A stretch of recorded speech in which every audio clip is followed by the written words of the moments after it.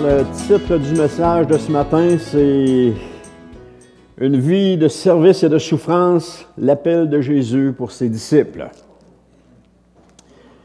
Le message s'intéresse à tous ceux qui désirent servir le Christ ou servir Jésus, à ceux qui servent et qui souffrent pour lui, mais aussi à ceux qui hésitent à le servir par peur de la souffrance. Le message général qu'on entend aujourd'hui est souvent des choses agréables, des belles paroles, des encouragements, que tout va bien, de ne pas s'inquiéter, que Jésus est là, puis qu'il va prendre soin de nous, et puis que la vie est belle. C'est bien, c'est louable, et c'est aussi parfois ce que nous avons besoin d'entendre comme message, afin d'être rassurés, afin d'être encouragés. Mais il n'y a pas juste ça dans le message de la parole de Dieu, dans la réalité du serviteur de Christ. Parce que servir Christ, c'est, vous allez voir tantôt, c'est la joie, mais ce n'est pas la joie comme on pense que c'est. C'est complètement différent. Vous savez, lorsque Paul a été appelé comme vase d'honneur, parce que c'est le cas, pour porter le nom de Jésus devant les nations et devant les rois et devant les enfants d'Israël, alors qu'il est sur le chemin de Damas, vous connaissez l'histoire, sur le chemin de Damas, Paul a eu la rencontre du Seigneur Jésus et qui s'est retrouvé aveugle, il ne voyait plus, et on l'a conduit justement à Damas. Et là, pendant qu'il est à Damas, il est 3 jours comme ça, ne rien voir, il se souvient certainement qu'est-ce que le Seigneur lui a dit, il se souvient de tout ça, et il doit être en train de méditer là-dessus. Et là, le Seigneur parle à Ananias, un de ses serviteurs, pour lui donner des paroles à aller voir Paul pour qu'il recouvre la vue. Et là, Ananias est terrifié de cela. Parce que Paul était celui qui persécutait les chrétiens. Il rentrait dans les maisons, il les sortait de là, il les mettait en prison. Il était le persécuteur de l'Église. Et là, Ananias est terrifié parce que le Seigneur lui demande d'aller le voir. Imaginez, Ananias, essayez de penser qu'est-ce qu'Ananias pouvait vivre à ce moment-là. Seigneur, c'est-tu vraiment toi qui me parles? Mais on voit qu'Ananias savait que c'était Dieu qui le parlait puis qu'il n'y avait pas d'ambiguïté dans tout cela. Mais le Seigneur va dire quelque chose à Ananias qui va être vraiment révélateur. On voit ça dans Actes chapitre 9, verset 16. Il va dire, « Je lui montrerai moi-même tout ce qu'il devra souffrir pour moi. » Paul, ce grand évangéliste, aujourd'hui connu, ce grand apôtre, qui a fondé des dizaines d'églises. Le Seigneur dit à Ananias, « Je lui montrerai moi-même tout ce qu'il devra souffrir pour moi. » La réalité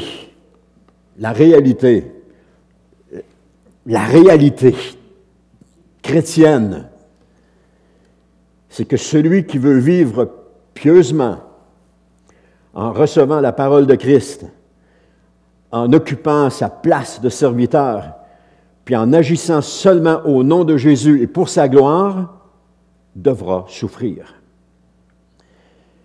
Et là, tout le monde m'écoute et qui disent, « Ah non, c'est pas le genre de message que je m'attendais. » Mais c'est la réalité, frères et sœurs. Lorsque Jésus est venu, il y avait sûrement quelques millions de personnes qui vivaient en Palestine, qui étaient juifs. Et Jésus en a appelé 12. Pourquoi il n'en a pas appelé 1 million? Il pouvait le faire. Il aurait pu s'en occuper. Il en a appelé 12. 12 qui étaient prêts à souffrir pour lui. 12 qui ont complètement abandonné tout ce qu'ils possédaient pour suivre Jésus. 12 qui ont connu des persécutions. 12 qui ont connu des sévices sur leur chair, qui ont été ridiculisés. 12 qui sont morts dans la souffrance pour Christ. Est-ce que nous sommes ce genre de disciples que le Seigneur appelle présentement? Est-ce qu'on est prêt à souffrir pour Christ? Quand on dit « Seigneur, je te donne ma vie », est-ce que je lui donne ma vie juste pour ce qu'il y a de bon ou je lui donne complètement ma vie pour tout ce qu'il a à m'offrir? Donner sa vie à Jésus, ça veut dire accepter de souffrir pour lui. Donner sa vie à Jésus, ça veut dire accepter de prendre notre croix et de le suivre. Et prendre notre croix et le suivre, c'est la souffrance. La signification de la croix, c'est quoi? C'est la souffrance. Quand Jésus a porté sa croix pour s'en aller jusqu'à Golgotha, c'était dans la souffrance qu'il l'a fait. Lorsqu'il a été mis sur la croix, c'est dans la souffrance qu'il a été mis là. Lorsqu'il est mort, on dit qu'il est mort pour nous, gloire à Dieu, mais c'est dans la souffrance qu'il est mort. La souffrance, notre Seigneur a enduré les pires sévices contre sa personne. Et c'est ce qu'il nous demande en retour. Il a donné sa vie pour nous dans la souffrance, et ce qu'il nous demande, es-tu prêt à donner ta vie pour moi dans la souffrance? Est-ce qu'on est prêt à cela? Dans le monde qu'on vit en Occident, dans ce monde d'aisance, est-ce qu'on est prêt à cela? Ce n'est pas tout le monde qui est prêt à cela. Ce n'est pas tout le monde qui a envie de cela. On veut tous suivre le Seigneur. Comme il y avait une chanson qui disait dans ma jeunesse, tout le monde veut aller au ciel, mais personne ne veut mourir. Alors tout le monde veut suivre le Seigneur, mais personne ne veut souffrir. Mais c'est ça que le Seigneur nous demande. C'est ça qu'il nous demande.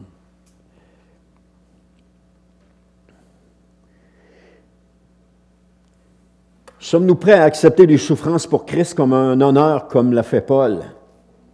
Ou est-ce que nous voyons les épreuves pour Christ comme un privilège ou un obstacle?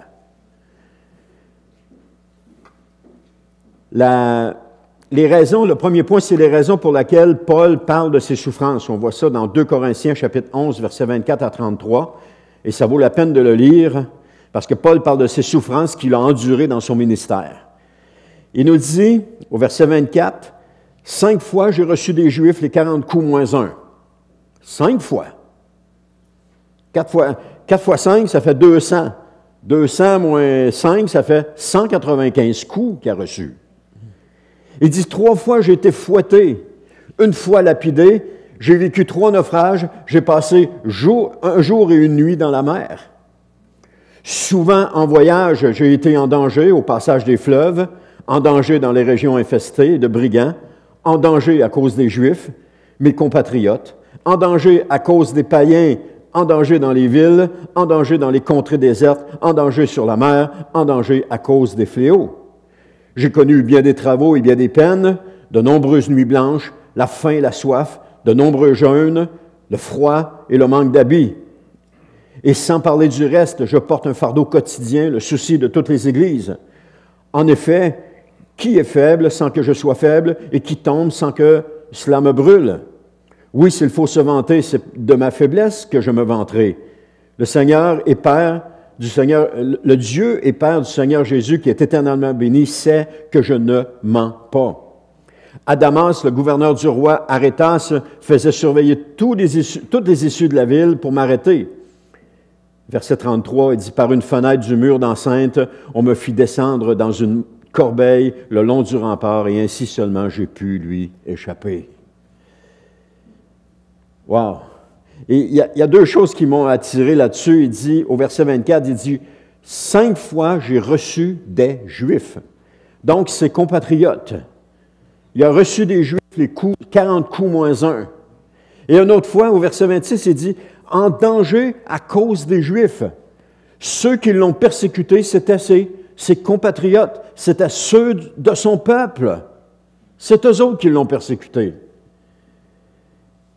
Alors, si Paul parle de ses souffrances, c'est parce qu'il y avait dans l'Église, à ce moment-là, quelques faux apôtres puis des ouvriers trompeurs qui s'étaient glorifiés eux-mêmes. Autrement dit, ils n'avaient pas enduré aucune souffrance dans le service pour Christ, parce qu'ils s'étaient appelés eux-mêmes. Il semble qu'ils aient fait tout leur possible pour diffamer le nom et le ministère de Paul. Et Paul accepte de se battre avec leurs propres armes, ici. Il dit, il le fait en leur dressant une liste des souffrances et des épreuves qu'il a subies pour la cause de Christ. Et si l'apôtre n'avait pas parlé de ses souffrances à ce moment-là, à cette occasion, on n'aurait jamais connu la moitié de ce qu'il a enduré dans son ministère. Vous savez, frères et sœurs, on est à 100 lieues aujourd'hui des prédicateurs, on est à 100 lieues aujourd'hui de ce que Paul a enduré. On est loin de cela. Et ça, c'est juste l'exemple de Paul. Si on avait Pierre qui nous racontait ce qu'il a enduré, ou Jean ce qu'il a enduré, dans sa vieillesse, il est expatrié sur l'île de Patmos. Il est envoyé là comme prisonnier sur l'île de Patmos. Il savait qu'il ne pouvait pas s'enfuir de là. Et il est dans sa vieillesse, alors que tout le monde, dans leur vieillesse, souhaite une vie paisible, tranquille, enfin du repos par rapport à toute notre vie. Jean n'arrêtait pas. Et non seulement il n'arrêtait pas, mais il est pris, il est capturé, puis il est envoyé là-bas. Mais c'est à ce moment-là qu'il a la plus grande vision de toute sa vie, c'est-à-dire la vision de la fin des temps, et qu'il va écrire le livre de l'Apocalypse, c'est pendant qu'il est là. C'est à la fois, je n'ai pas de mots pour ça, mais en même temps, c'est extraordinaire le plan de Dieu dans la vie d'une personne. Maintenant, si on regarde le point 2, la nature de ces souffrances de Paul, elles sont atroces au point qu'il est difficile de réaliser qu'un homme ait pu avoir à affronter cela dans toute sa vie. Je n'ai pas enduré ça de gros de ce que Paul a enduré.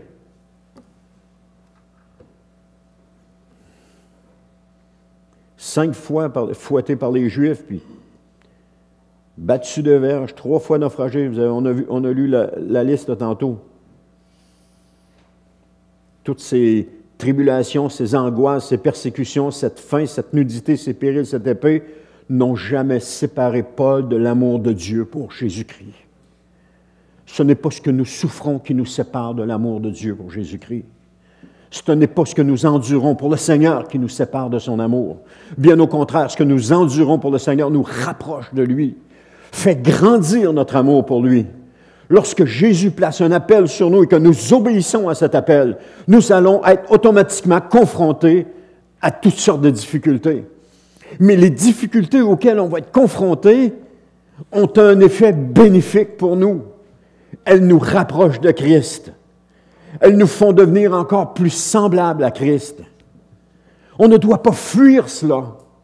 On ne doit pas se sauver en courant lorsque les difficultés arrivent pendant qu'on est en train de servir le Seigneur, ou encore abandonner, de dire « Ah ben si c'est comme ça que ça doit se passer, moi je quitte tout puis j'abandonne, je ne servirai plus là. » Non, il faut continuer de servir, même si c'est dur, même si on a des calomnies, même si on n'est pas approuvé, même si on ne reçoit pas d'encouragement, il faut continuer de servir là où on est, parce que quand on sert, puis que c'est dur, c'est là qu'on se rapproche de Jésus. Mais si on abandonne puis qu'on fuit, on n'apprend rien, puis on ne s'approche pas de Jésus. Plus vous allez souffrir dans le ministère, plus vous allez être proche de Jésus. Et ce n'est pas ça qui va nous faire nous séparer de l'amour de Dieu pour nous. Parce que les souffrances de l'apôtre le rapprochent de l'homme de douleur habitué à la souffrance qui fut brisé pour nos iniquités. Jésus est notre exemple. On dit Jésus est notre exemple. Alors, on veut juste les bons côtés de l'exemple. Mais il y a l'autre côté de l'exemple où est-ce qu'il a tout sacrifié pour nous. Tout sacrifié. On peut réellement dire que Paul fut participant aux souffrances de Christ. Maintenant, le troisième point, l'effet de ses souffrances. Paul ne s'est pas lamenté, mais il s'est glorifié de ses souffrances. Il ne les a pas considérées comme des catastrophes, ou comme des freins, ou comme quelque chose qui allait l'empêcher d'avancer, mais il les a considérées comme des marques de faveur de son maître. Et c'est de même qu'il faut voir ça. C'est de cette façon-là. Lorsque nous servons le Seigneur et que nous sommes persécutés, je dis bien lorsque nous servons le Seigneur et qu'on est persécutés, et non pas lorsqu'on a un bobo physique, ça n'a pas rapport. C'est lorsqu'on sert le Seigneur, puis qu'on est persécuté, ou encore qu'on a un problème physique, mais dans le service pour le Seigneur, c'est toujours là. on peut les considérer comme des marques de faveur pour Christ. Ils étaient des médailles gagnées au cours des batailles du Seigneur. C'est 2 Corinthiens 12:10 qui dit « Je trouve ainsi ma joie dans la faiblesse, les insultes, la détresse, les persécutions et les angoisses que j'endure pour Christ. » Avez-vous vu le début? « Je trouve ainsi ma joie. » Il trouve sa joie dans les faiblesses. Il trouve sa joie dans les insultes. Il trouve sa joie dans les détresses. Il trouve sa joie dans les persécutions puis les angoisses. Tout ça de ce qu'il endure pour Christ. C'est là qu'on va trouver la joie du Seigneur. C'est pas quand tout va bien. C'est pas quand tout va bien puis que les hommes nous adultent en disant « Wow, ouais, bravo, on est content de toi. » C'est pas là qu'on trouve notre joie.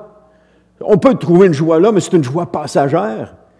Mais la joie de Christ se trouve lorsque nous vivons des moments difficiles, dans le service pour le Seigneur. C'est là qu'on trouve la joie de Christ. Pourtant, ces moments-là pourraient nous décourager. Tout ce que Paul a vécu, il aurait pu être découragé. Bref, juste la première fois qu'il a reçu les coups de fouet, il aurait pu tout abandonner. Dire, si c'est ça, servir le Seigneur, moi, il n'y a pas question que je le serve.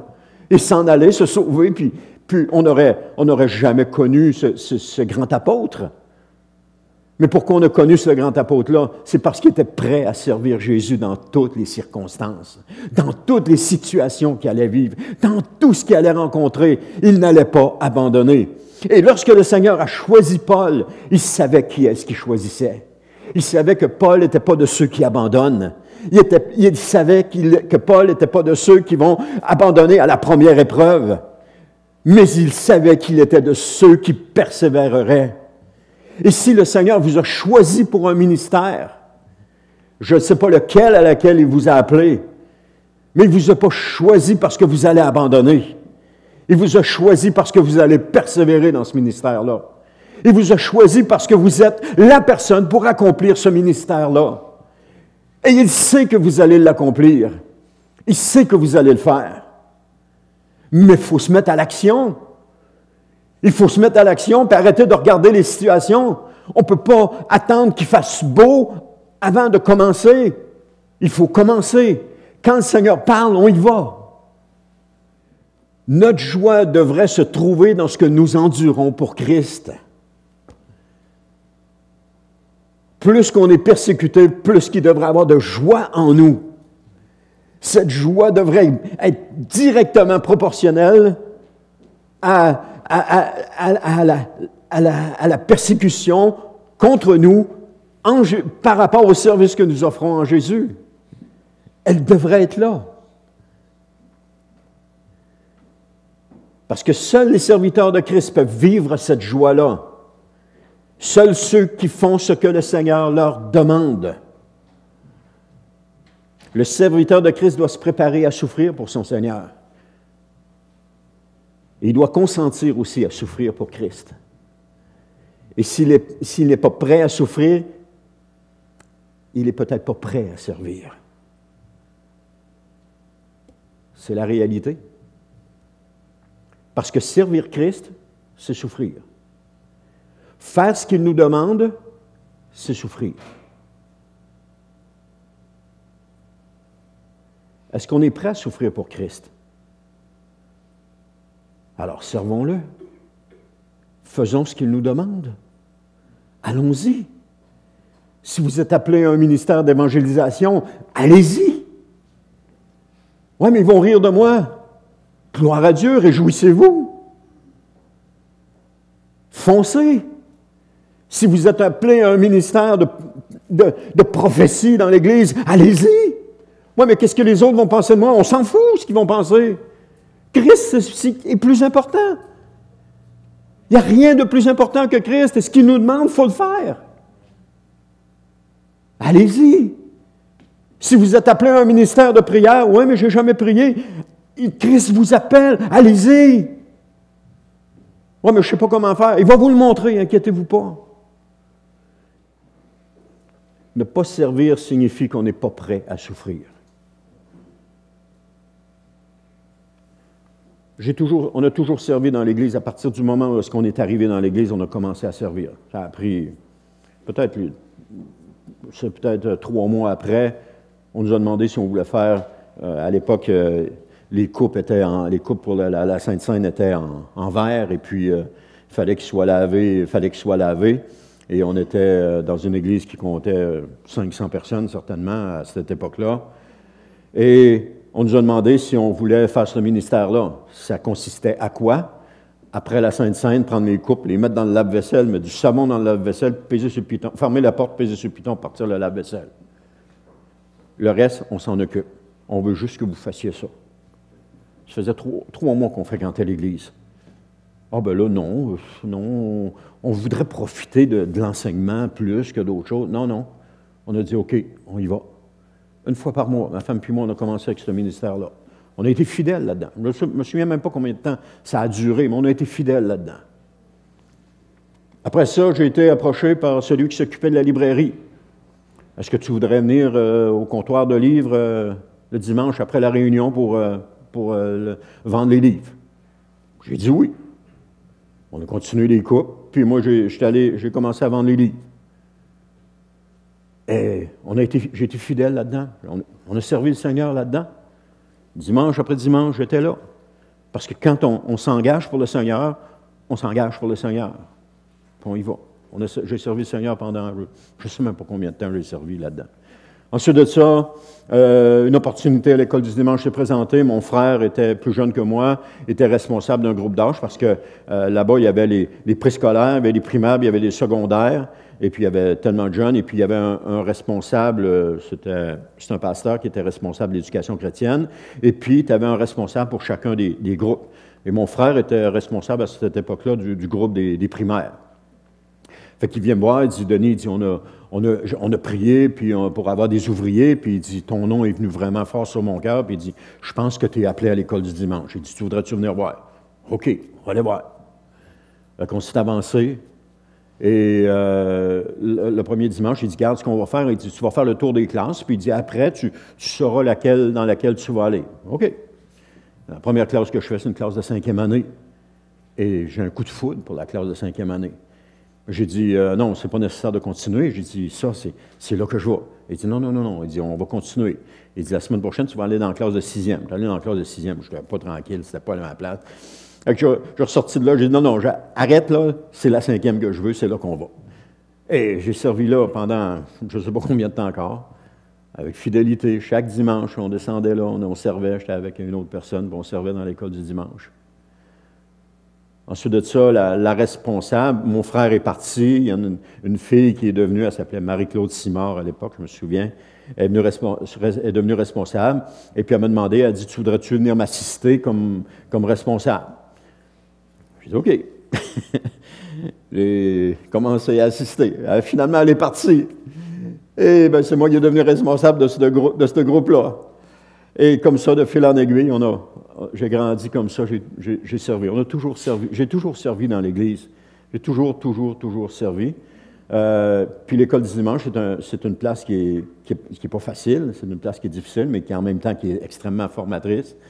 Et ensuite de ça, ça m'a conduit à d'autres choses. Finalement, on a quitté cette église-là. On s'est retrouvé à l'église Vie Abondante à Sainte-Foy. C'était une église fille du Carrefour.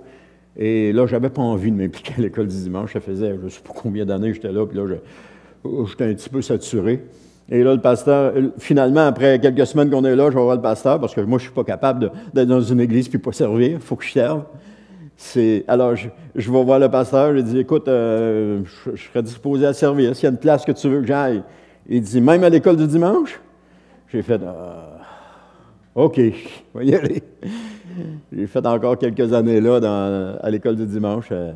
C'est une église, on était 40 au début quand on est arrivé là. Et j'ai servi là. Vous dites, ouais, mais toi, tu avais des capacités pour ça. Non, j'en avais pas. C'est le Seigneur qui me les a données. C'est le Seigneur qui m'a accompagné là-dedans. C'est le Seigneur qui m'a supporté, qui m'a encouragé. Alors, j'ai servi là. Et finalement, à un moment donné, j'ai dit, bon, là, je suis plus capable, là. Fallait que ça arrête, là. Et je pense que le Seigneur m'appelait à autre chose aussi. Et là, c'est là que ma femme a dit, ben, je vais prendre la responsabilité de l'école du dimanche, puis je vais filer. OK. Ma femme a pris la responsabilité dans cette église-là, puis elle a drivé ça pendant un grand bout de temps jusqu'à ce qu'il engage quelqu'un pour s'occuper de la jeunesse à ce moment-là. Fait que ça a été, c'est ça, on a toujours servi dans l'Église et ça n'a pas toujours été facile. Il y a eu toutes sortes de situations, mais ce n'est pas ça que je retiens, ce n'est pas les moments difficiles que je retiens. Ce que je retiens, c'est que c'est les moments de joie d'avoir servi le Seigneur. Parce que le fait d'avoir servi Jésus dans ces moments-là m'a amené plus loin dans mon appel. Et lorsque nous servons Jésus, nous avançons d'appel en appel en appel. Nous avançons tout le temps. Et finalement, pour atteindre l'appel que Dieu a pour nous. Mais si je n'avais pas servi lorsque le Seigneur me l'avait demandé, ben, je ne serais pas ici debout devant vous aujourd'hui. C'est parce que j'ai obéi au Seigneur dans toutes les étapes qui m'ont été données de servir pendant le temps que j'ai servi, qui fait que je suis debout devant vous aujourd'hui, ici. Sinon, je ne serais pas là. Alors, c'est important de servir. C'est important de donner sa vie réellement pour Christ. Et ça commence dans le service dans l'Église. Ça commence dans l'Église. Ne pas servir, j'ai envie de dire que c'est trop facile. Mais le servir là où il veut que je le serve, c'est un tout autre défi. Un tout autre défi. Parce que là, c'est plus ce que nous voulons, c'est ce que lui veut. C'est plus ce que j'ai envie, c'est ce que lui a envie. Et ça demande, c'est beaucoup plus demandant. Je m'imaginais des choses par rapport au service. J'imaginais un ministère, vous savez, un peu comme notre frère Mario Cyr. Je parle du ministère en apparence parce que c'est sûr que Mario rencontre des difficultés dans son ministère, mais en apparence. Mario arrive dans une église, peu importe les églises qu'il va, il apporte le message, ensuite de ça, il donne des paroles aux gens et tout le monde part de là, ils sont contents, ils sont heureux, puis Mario aussi est heureux. Je m'attendais à un ministère comme ça. Je m'attendais que le Seigneur allait m'appeler dans un ministère de même, puis que j'allais faire le tour des églises, et puis c'était ça que je m'attendais. C'était peut-être à l'intérieur ce que je voulais, un ministère un peu comme lui. Mais le Seigneur m'a surpris avec d'autres choses de complètement différentes. D'autres choses qui ne m'attirent pas la gloire humaine. D'autres choses qui n'est pas ce que je voulais, mais qui est là pareil. Et c'est là que toutes les paroles de Paul sont vraiment inspiratrices lorsqu'on obéit au Seigneur dans ce qu'il nous demande d'obéir, puis qu'on fait ce qu'il nous demande de faire. C'est là que ces paroles-là prennent tout leur sens. C'est Matthieu 16, 24 qui nous dit dans la Bible en français courant, « Si quelqu'un veut venir avec moi, qu'il cesse de penser à lui-même, qu'il porte sa croix et me suive. » Donc, se glorifier des afflictions était un article de foi pour Paul. C'est dans Romains 5, 23, dans la parole de vie, il va nous dire, bien plus, 5, 3, pardon, il dit bien plus, nous sommes fiers parce que nous souffrons. Et Paul savait que si nous souffrons pour Christ, nous régnerons aussi avec lui. C'est ce qu'il va dire dans 2 Timothée, chapitre 2 à 12, encore une fois dans la Bible en français courant. Il dit, si nous restons fermes, nous régnerons aussi avec lui. Pourquoi est-ce qu'il dit si nous restons fermes? Si nous restons fermes, parce qu'après, Paul, après avoir enduré tout ce qu'il a enduré, avait toutes les raisons d'abandonner, mais il a resté ferme dans son appel. Puis c'est pour ça qu'il dit, si nous restons fermes, nous régnerons aussi avec lui. Et qu'est-ce que Paul va dire plus tard, à un moment donné? Il dit, comment est-ce qu'il dit ça? Il dit que la couronne de vie l'attend, elle lui est promise et qu'elle l'attend. Parce que Paul a vécu vraiment ces moments-là de souffrance avec Christ. Et il y a cette conviction en lui. Mais peut-être, est-ce que l'une des raisons pour laquelle les disciples pouvaient chanter les louanges dans la prison malgré leur dos meurtri et dans les chaînes, c'était peut-être cette raison-là. Parce qu'ils savaient ce qui leur arrivait. Alors, seuls ceux qui voient ce qui est invisible peuvent regarder l'opprobre de Christ, comme des richesses plus grandes que les trésors de l'Égypte. Et ça, on voit ça avec Moïse. Alors, le verset 25 nous dit dans Hébreux 11, il nous dit, et c'est pas sur l'acétate, il dit, « Il a choisi de prendre part aux souffrances du peuple de Dieu, en parlant de Moïse, plutôt que de jouir momentanément d'une vie de péché. » Et au verset 26, dans la Bible en français courant, « Il estima qu'être méprisé pour le Messie avait beaucoup plus de valeur que les trésors de l'Égypte, car il gardait les yeux fixés sur la récompense future. » C'est là que nos yeux doivent être. Et c'est quoi la récompense future dont il est question ici? C'est la vie éternelle. C'est la vie éternelle. La vie dans ce monde est une vie qui est vouée à la destruction. Mais la vie éternelle est une vie qui va durer éternellement. Il faut garder nos yeux sur la vie éternelle. Lorsque nous servons, ce que nous vivons, ce que nous endurons, nous assure la récompense. Et cette récompense-là, c'est la vie éternelle. C'est Jésus qui disait dans Matthieu 5, 12, « Oui, réjouissez-vous alors et soyez heureux, car une magnifique récompense vous attend dans les cieux. Car vous serez ainsi comme les prophètes d'autrefois. Eux aussi ont été persécutés avant vous de la même manière. » Jésus est en train de parler à ses disciples ici. Il dit, « Réjouissez-vous puis soyez heureux, parce qu'il y a une magnifique récompense qui vous attend. » Mais pourquoi est-ce qu'il y a une magnifique récompense qui les attend? Parce qu'ils vont souffrir. Ils vont souffrir comment? Comme les prophètes qui ont été avant eux. Et qu'est-ce qui est arrivé aux prophètes qui ont été avant eux? Ils ont été maltraités, ils ont été persécutés, ils ont été tués même. Mais il dit, réjouissez-vous de cela. Parce qu'ils ont vécu ça, puis vous allez vivre la même chose. Servir Christ dans la souffrance est une grande source de joie.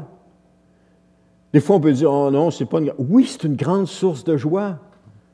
Parce qu'il y a la récompense au bout. Parce qu'il y a une magnifique récompense. Et ceux qui s'attirent les louanges des hommes ont d'ores et déjà reçu leur récompense. Mais la récompense qu'on doit s'attendre, c'est la récompense de la vie éternelle. Et lorsqu'on sert Christ, on fixe nos regards sur la vie éternelle, sur la récompense de la vie éternelle. Et quand on fixe nos regards sur la récompense de la vie éternelle, il n'y a pas de découragement, il y a de la joie, parce que tout ce que nous endurons nous rapproche de ce moment-là.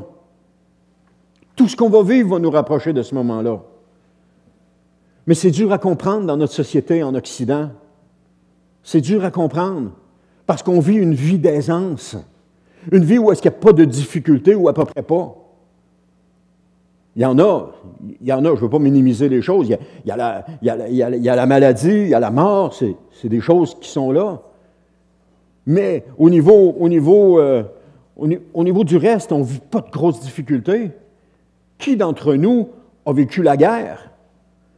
Ou a vécu dans un pays en guerre? Qui d'entre nous a vécu ça? Personne n'a vécu ça. On a toujours vécu dans un pays en paix. Mais quand tu vis dans un pays en guerre, où est-ce qu'on t'annonce, écoute, vous allez devoir quitter là, parce que vous allez mourir, et puis que tu sais que tu ne reviendras pas dans ta maison parce qu'elle va être entièrement détruite, et que tu pars avec quoi? Avec une valise et un peu de linge dedans. Ça ne doit pas être facile à vivre, là. Ça ne doit pas être facile à vivre. Il ne faut pas être attaché au bien de la terre dans ce temps-là. Parce que si on est attaché au bien de la terre, on ne subsistera pas.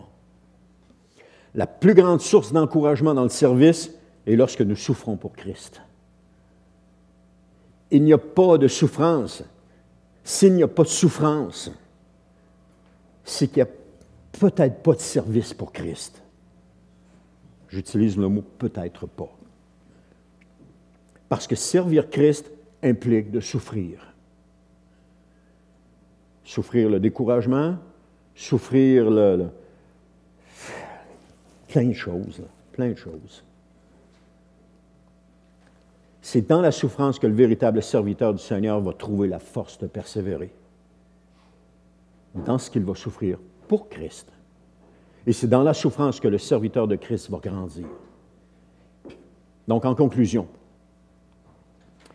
Voici 3 vérités essentielles sur la souffrance pour Christ que nous enseigne la vie de Paul. La première, les souffrances pour Christ sont un honneur et un témoignage de fidélité. Comme Paul qui a enduré de nombreuses épreuves dans le nom de Jésus, nous comprenons que le service pour Christ inclut les souffrances. Et ces souffrances deviennent un privilège pour ceux qui sont appelés à porter leur croix, à suivre Jésus en acceptant les épreuves comme une marque d'honneur et de dévotion. Le deuxième, c'est les souffrances rapprochent le croyant de Christ, comme on a vu tantôt. En participant aux souffrances de Christ, le serviteur de Dieu se lie plus intimement à son Sauveur. Plus vous allez souffrir pour Christ, plus que vous allez être collé à Christ. Et plus que vous ne voudrez pas le décoller. Ces épreuves permettent aux croyants de partager une communion profonde avec Christ dans ses souffrances et sa mission de rédemption. C'est que le ministère de Christ prend tout son sens lorsque nous vivons des difficultés dans le service pour Christ. C'est là qu'on va comprendre un peu plus qu'est-ce que Christ a vécu lorsqu'il est venu sur la terre. Parce que quand il est venu sur la terre, son ministère était de nous donner la vie éternelle, de nous sauver, de nous délivrer de l'esclavage du péché, de nous justifier parce que nous étions perdus et que jamais, jamais on n'aurait pu entrer dans la vie éternelle si Christ n'était pas venu et qu'il n'avait pas souffert et qu'il n'était pas mort pour nous. Jamais on serait entré dans la vie éternelle. Mais parce que Christ est venu, parce qu'il a souffert pour nous, on peut mieux comprendre lorsque nous-mêmes nous servons ce que le Seigneur nous demande de servir et que nous souffrons dans le service qu'il nous demande. On commence à comprendre un peu plus ce que Jésus a enduré. Toute sa vie, Jésus a été maltraité. Toute sa vie, il a été injurié. Et la pire chose, c'est la dernière nuit avant la crucifixion, alors qu'il assiste à un procès qui est malhonnête d'un bout à l'autre. La Bible nous dit, il n'a pas ouvert la bouche, tel un agneau qu'on mène à l'abattoir. Il n'a point ouvert la bouche. Il aurait pu se défendre et dire, « Hey, c'est injuste ce que vous faites. » Il y a des textes qui nous montrent que tout cela contrevenait à la loi de Moïse à l'époque. Arrêter Jésus puis le traduire en procès en pleine nuit, ce n'était pas permis par la loi, entre autres. Jésus s'est soumis à cela. Pourquoi il s'est soumis à cela? Parce qu'il savait ce que Dieu lui demandait. Et quand on sait ce que Dieu nous demande, on n'a pas besoin de se justifier, on n'a pas besoin de se défendre. Il nous suffit juste de faire ce que le Seigneur nous demande. Le reste, ça lui appartient. Et d'avancer dans ce qu'il nous demande. Troisième, c'est les épreuves produisent la joie et l'espérance de la récompense céleste. Paul a appris à se glorifier dans ses afflictions. Il considérait les souffrances comme un signe de la faveur de Dieu. Elles sont non seulement un chemin vers la persévérance, mais elles rappellent aussi la récompense éternelle qui est promise à ceux qui endurent pour le Seigneur. Servir Christ dans la souffrance est ainsi une source de joie, car ça prépare à régner avec lui dans son royaume. Servir Christ dans la souffrance.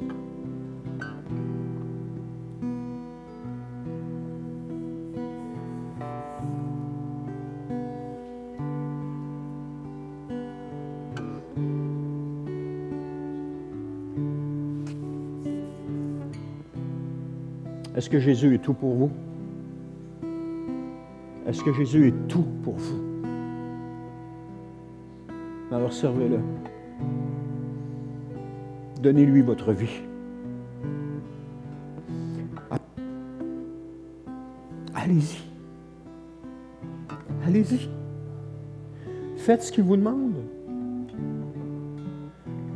Restez pas là à rien faire.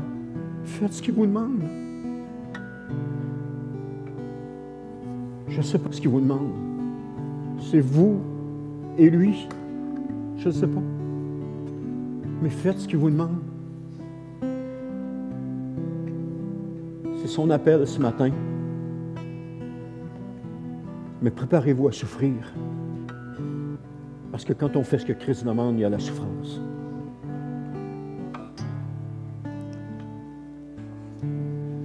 Quand j'entends on entendait dans le passé des prédicateurs qui disaient « Oh, le Seigneur t'appelle, entre dans ta destinée. » Mais s'ils savaient c'était quoi la destinée à laquelle le Seigneur nous appelle, les gens réfléchiraient peut-être 2 fois, 3 fois ou 4 fois. Parce que la destinée à laquelle il nous appelle, c'est de souffrir. Souffrir comme lui a souffert. Et si on regarde ce que Christ a souffert, aujourd'hui, il est assis à la droite de Dieu. Il est dans les cieux, assis à la droite de Dieu. Et c'est ça la place qui nous attend. C'est ça la place qui nous attend. Mais cette place-là, pour y arriver, passe par le chemin de la souffrance. Il n'y a pas d'autre chemin. Il n'y en a pas d'autre. C'est le chemin de la souffrance. Et si on ne prend pas ce chemin-là, tous les autres chemins ne conduisent pas là. C'est le seul qui conduit là. Et il nous faut l'emprunter. Il nous faut le prendre. Il nous faut le suivre. Alors, l'appel du Seigneur ce matin, c'est faites ce qu'il vous demande. Et si vous ne savez pas ce qu'il vous demande, ou si vous l'a dit puis que vous avez oublié, retournez devant le Seigneur et dire « Seigneur, c'est quoi que tu me demandais? Je suis disposé à te servir. » L'âge n'a pas d'importance. L'âge n'a pas d'importance. Dans mon vocabulaire, le mot retraite n'existe pas. Je ne me vois pas prendre une retraite. Je ne me vois pas m'asseoir et dire « Ah bon, mais j'ai assez travaillé, je vais me reposer. » Non, je me reposerai lorsque je serai rendu dans l'éternité. Le repos, il est là. Et pas sur cette terre. Pour moi, en tout cas. Il est là, le repos. Et tant que je vais avoir les capacités de servir Christ, je vais le faire. Là où il m'appelle. Puis comme il m'appelle, tant que je vais avoir les capacités, je vais le faire. Puis même si je n'ai plus les capacités, je prie que le Seigneur se serve quand même de moi. Je prie qu'il se serve de moi. Puis qu'il continue son œuvre à travers moi. Alors ce matin, je répète l'appel de l'Esprit de Dieu. Je n'ai pas besoin de faire un appel en avant. Vous pouvez tous repartir avec cela. Allez devant le Seigneur et dites-lui, Seigneur, qu'est-ce que tu t'attends de moi? Qu'est-ce que tu veux de moi? Et le Seigneur va vous dire ce qu'il veut de vous. Il va vous le montrer. Mais soyez prêts. Soyez prêts à suivre Christ, à souffrir pour lui. Et